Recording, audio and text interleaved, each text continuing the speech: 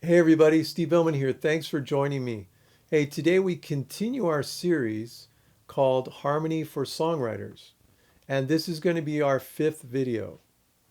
In our fourth video, we took the G natural minor scale and we harmonized it into triads, and we came up with a specific chord system.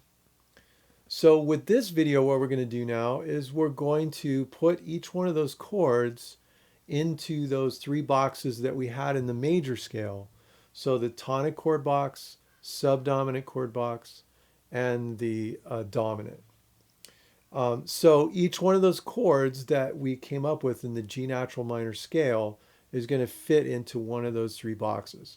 It's going to be slightly different than the major chords. In the minor, there's going to be two chords in the tonic box. There will be three in the subdominant box, and there will be two in the dominant box. In the major, we had three in the tonic. So it's slightly different, but it's the same idea. So just like we did with the major scale, I need you guys to on a sheet of paper to write out three boxes right next to each other and make them pretty good size so that you can fit the chords inside of them, okay?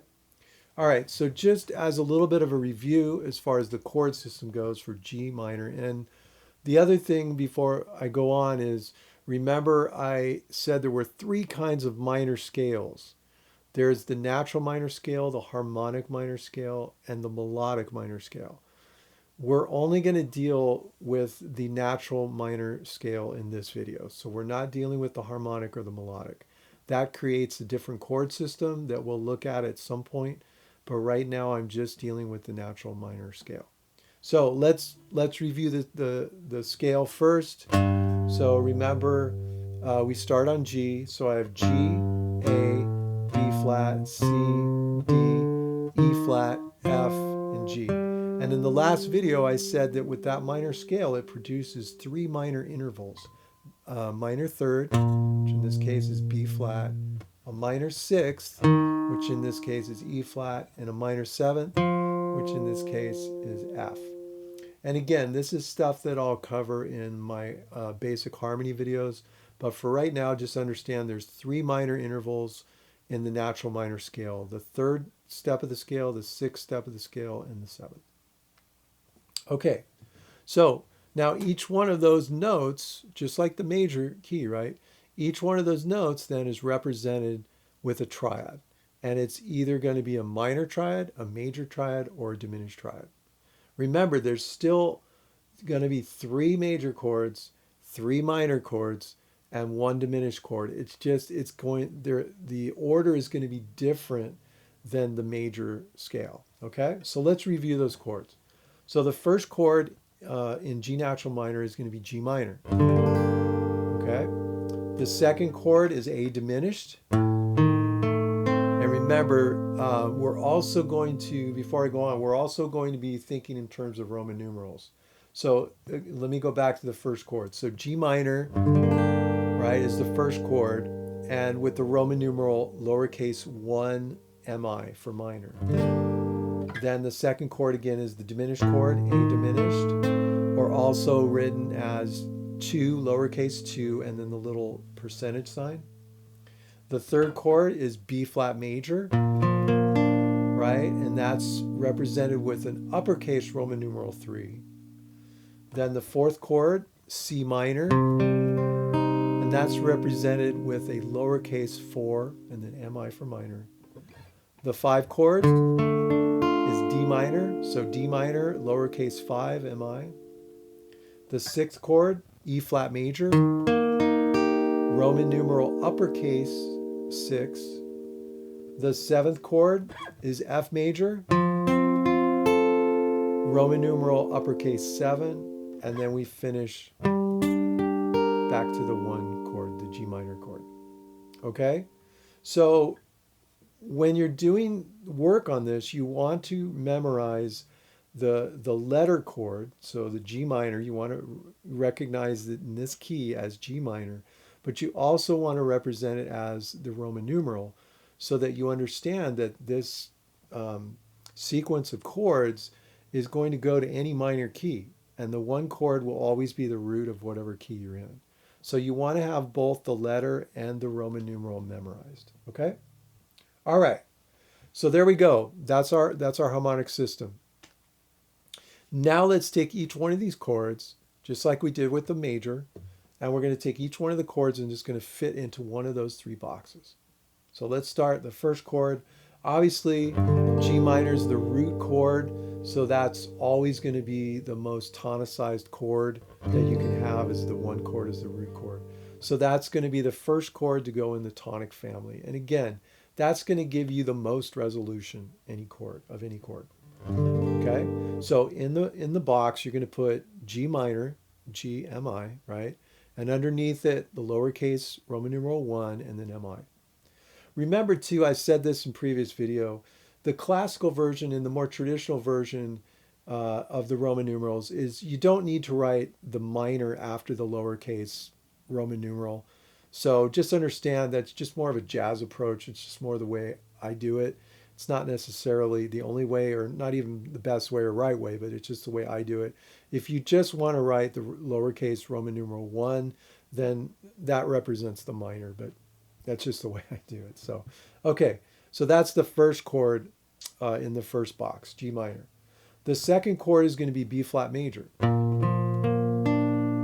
All right, so that's going to go in the tonic chord family as well as the second chord, B flat major. And remember, the Roman numeral is uppercase letter 3. So we have two chords in that first tonic family. All right, G minor, the 1 minor chord, and B flat major, the 3 major chord. Now, as I said before, the reason that those two chords belong in the same category is because if you look at the chord, the notes of the chord, the G minor chord has a G, a B flat, and a D. The B flat major chord has a B flat and a D and then an F. So the first two notes of that B flat major triad are in the G minor chord as well, the triad. It's the second note and the third note of the G minor chord. So the reason they belong together is because they have those common tones. And if you do seventh chords, then on the G minor 7 chord, the F is included. So you really have 3 notes of the B flat chord. B flat, D, F are in the G minor 7 chord. So there's a commonality with the notes, and that's why they belong in the same family. Okay. The second chord family, which is the subdominant, we're looking at the 4 minor chords. So in this case, it's going to be C minor. And remember, lowercase 4, M-I, and then C minor as the chord symbol. The second one is going to be A diminished. So that's the 2 chords. So 2, and remember, you don't put minor, you just put lowercase 2, excuse me, and then that little circle, all right?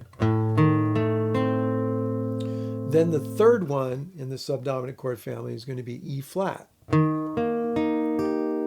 So E flat major, and it's going to be the 6 chord, 6 major chords. So remember, when it's major, it's always uppercase Roman numeral.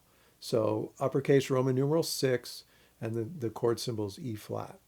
So C minor, these all belong in the subdominant chord family. C minor, the 4 minor chord, A diminished, the 2 diminished chord, and then E flat major, the 6 major chord. All right, we have 2 left. The 5th step of the scale is D minor. So in the dominant chord family, that first chord is going to be D minor. And then the only chord left is going to be F major, and that goes there as well, F major. So the first chord in the dominant chord family is D minor, and the second chord is F major. So there are the minor chord families, all right? In the tonic chord family, it's the 1 chord and the 3 chord.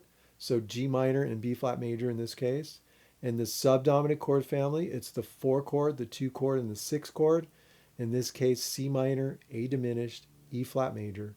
And then the dominant chord family, it's the 5 chord, D minor, and the 7 chord, F major. And that's it. And there are your chord families. All right. So what I'm going to do now is the same thing we did in our second video for the major harmony. I'm going to create a progression. I'll create a 4-bar phrase, and I'll create a 4-bar progression, and then I'll turn it into an 8-bar phrase. And then what we'll try to do is we'll try to substitute, just like we did before, substitute the chords in each one of the categories. Okay? So I'm going to keep it really simple. It's going to just be 1-4-5 progression. And so here's what the progression is going to sound like. It's going to be the 1 chord, 4 chord, 5 chord, 1 chord. And then I'm just going to repeat that. 1 chord, 4 chord, 5 chord, 1 chord. Okay, now that's a pretty cool progression. It will work. I mean, you could write a song using that progression and it would be fine. But let's say in this particular song, let's say that's the verse, and let's say we have 3 verses. And after the second verse of that 8-bar phrase, maybe the progression's getting a little stale. Maybe it's getting a little too repetitive.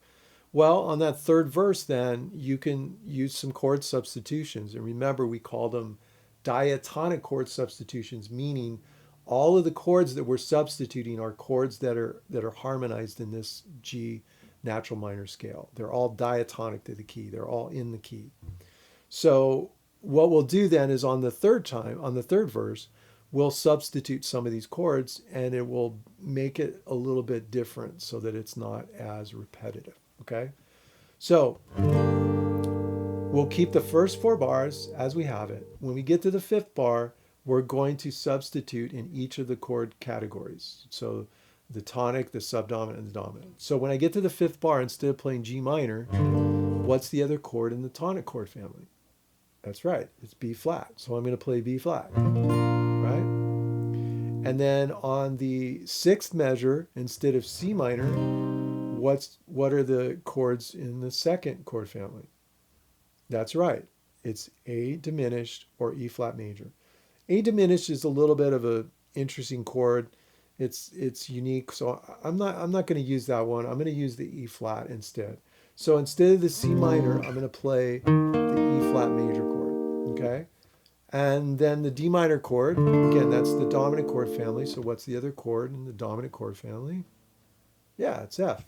So I'm going to play B flat on the 5th bar, E flat on the 6th bar, F on the 7th bar, and then I'm going to go back to the G minor on the 8th bar. So I'll keep that last chord. Okay? So here's the progression then. Here's what it sounds like.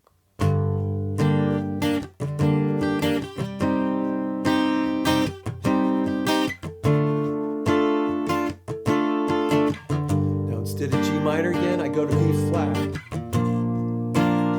Instead of C minor, E flat. Instead of D minor, F.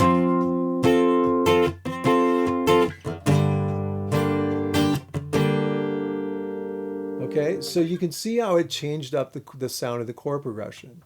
Now remember that these are just tools. You don't have to do that. You can keep the original progression, or you can just choose one of the chords maybe to change it up.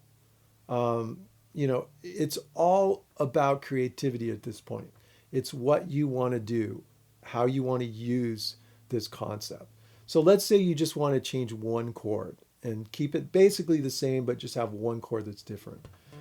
So what I'll do then is on the 5th bar, I'll play G minor. Then on the 6th bar, instead of playing the C minor, I'll keep the E flat. But then on the 7th bar, I'll go back to D minor, and then I'll go to G minor. So the only chord I'm changing will be the 6th chord, which the C minor, instead of C minor, I'll play E flat. Here it is.